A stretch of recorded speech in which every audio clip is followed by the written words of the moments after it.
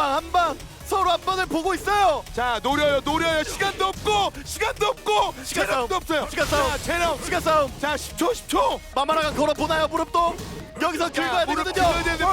무릎. 이지. 와, 와, 그라시엘 머리다. 때렸어요. 말도 안 되네요, 진짜. 때렸어요. 결국 무릎이네요.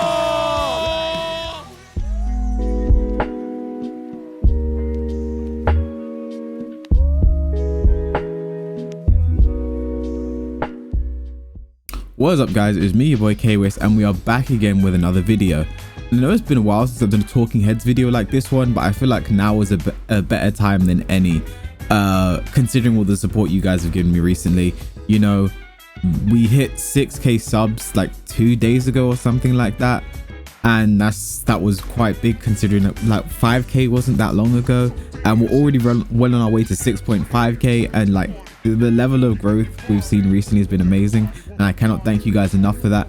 And why it's so important to me is because at the end of last year I set a goal for myself. I wanted to hit 10k subs on YouTube, and it wasn't really realistic back then. I didn't really, you know, think I would get. I was just saying it to say it, but now it does seem kind of feasible. So if you guys can continue to support and sub, that would really mean a lot to me. And you know, support on Twitch has been amazing as well, so you guys have been really good to me recently. I just have to shout you guys out and thank you for that. Now, as you can tell by the title of this video, we're going to be talking about Fahkumram and the recent controversy surrounding him.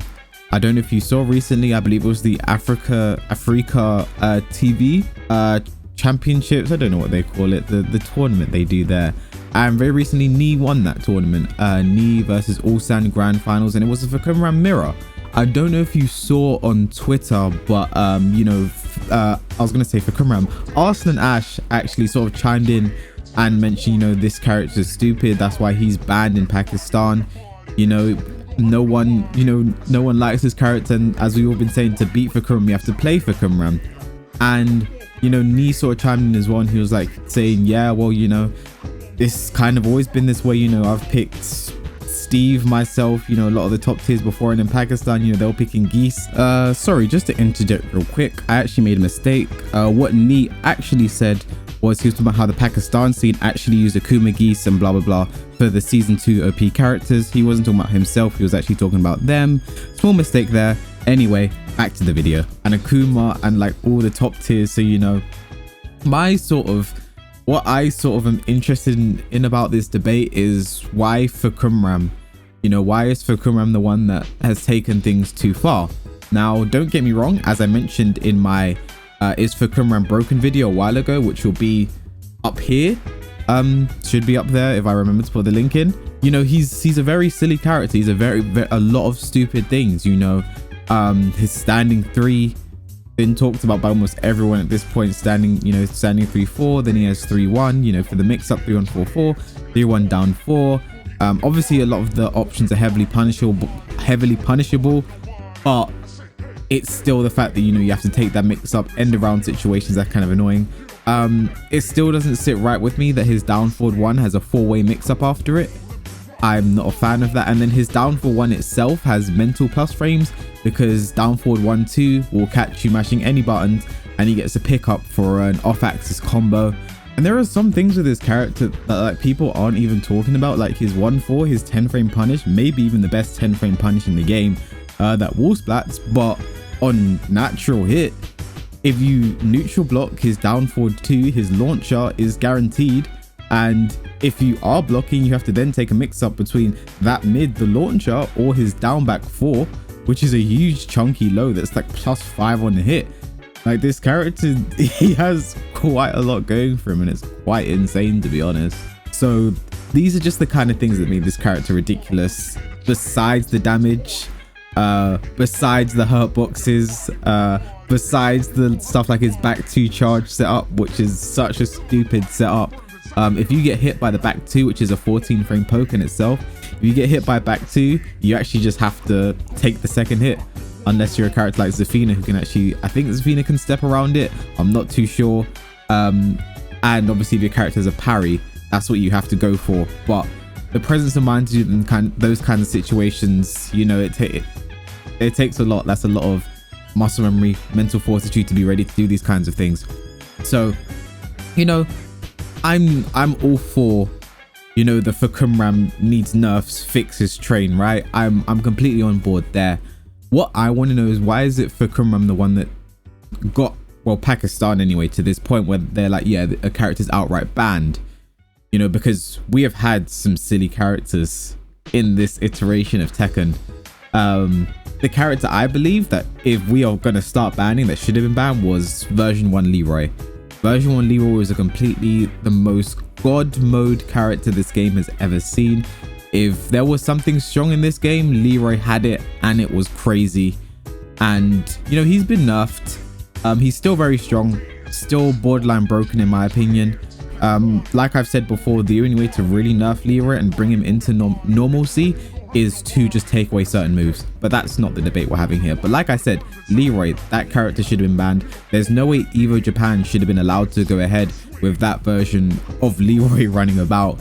And, you know, like people like Kokoma predicted, everyone and their mother picked Leroy, and in top 8 there was only one person in that entire top 8 that did not pick Leroy throughout that entire tournament, and that was Mikio with his Julia. You know, everyone knows Mikio and Julia for being the, you know, the fight against Leroy's, but you know, Ulsan did actually pick Leroy earlier in the tournament, but you know, he came to his senses towards the end. But I digress.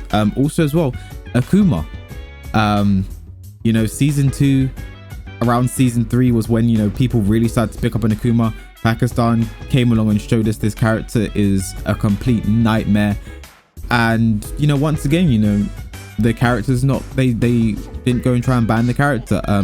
Season 1, season 2 Geese, you know, these are characters who, like with Leroy and Fahkumram, you know, newer to this game. Yes, they are guest characters, been in other games prior, and they tried to mesh them with the Tekken 3D style of fighting, but they are characters that are not native to this game, you know, to Tekken 7. They're completely new to Tekken 7. I do think it says quite a bit about the balancing team that the 2 completely new characters to this game have been completely busted, and it does leave me in a very weird position, because obviously I'm someone who's always looking forward to the future. I love to see what they're going to bring out next, but you know, if this is what we're getting new for Tekken 7, you know, this is the most recent taste in our mouths of new characters. You know, what are the Tekken 8 new characters going to be like?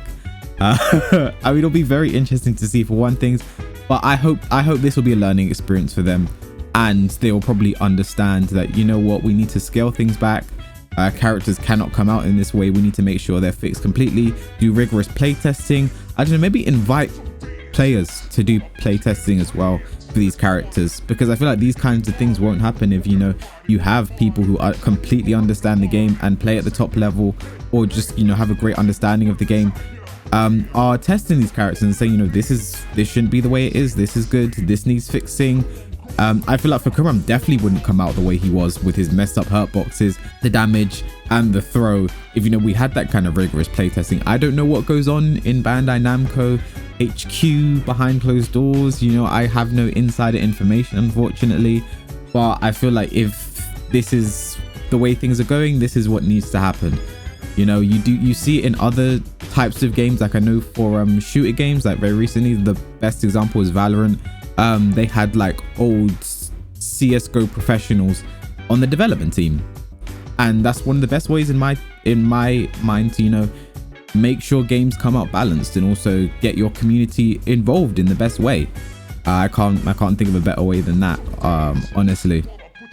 So that's basically what I want to say on this. You know, yes, Fahkumram is a ridiculous character, but I don't see why he was the one that triggered this, like why he was the straw that broke the camel's back, when, you know, it should have, in my mind, it should have been Leroy.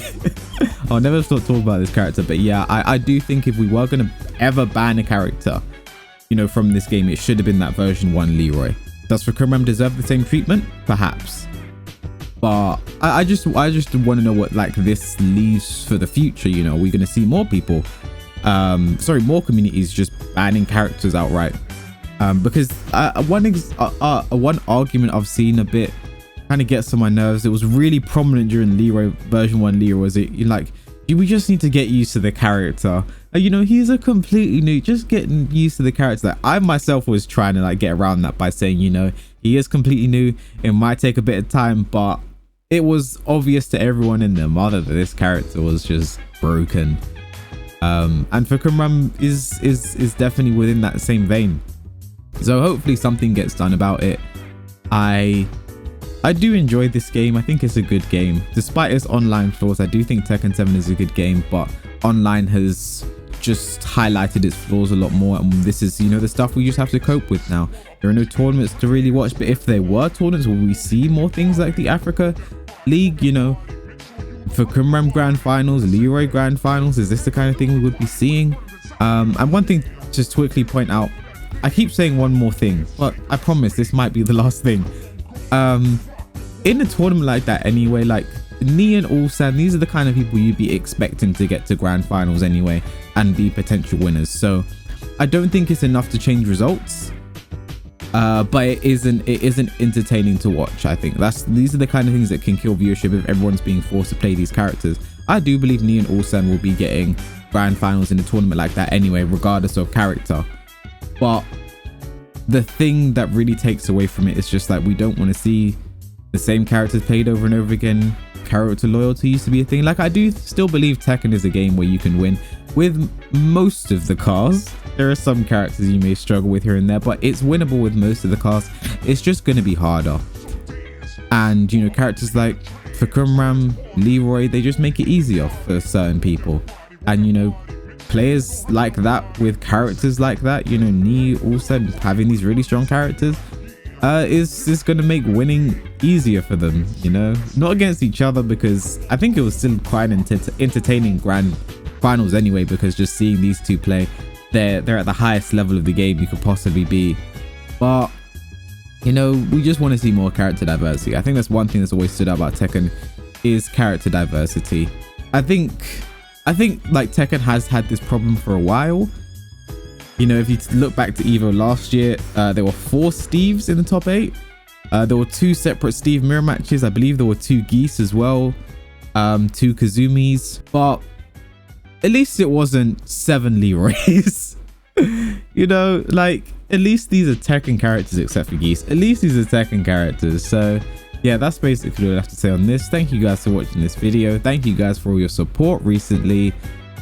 Please like, comment and subscribe. Follow me on Twitch, and I'll catch you guys in the next video.